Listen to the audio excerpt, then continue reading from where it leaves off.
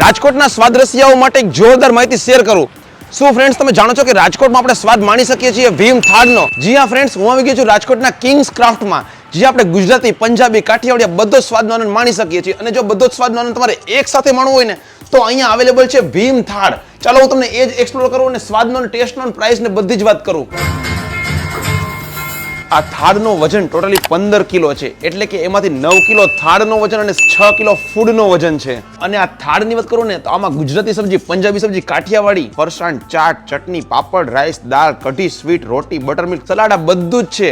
એટલે તમે કન્ફ્યુઝ થઈ જશો કે આમાં શરૂઆત ક્યાંથી કરવી. 4 લોકો ભરપેટ જમી શકે ને એટલો મોટો આ થાળ છે. અને એમાં ટોટલી 34 આઇટમ્સ છે અને 50 થી વધારે વાટકીઓ છે. ટાઈમિંગની વાત કરું ને તો બપોરે 12 થી 3 અને સાંજે 7 થી 11 આપણે આ ભીમ થાળનો સ્વાદ અહીંયા માણી શકીએ છીએ. તમે વિચારતા હશો કે આ ભીમ થાળનો પ્રાઇસ શું છે?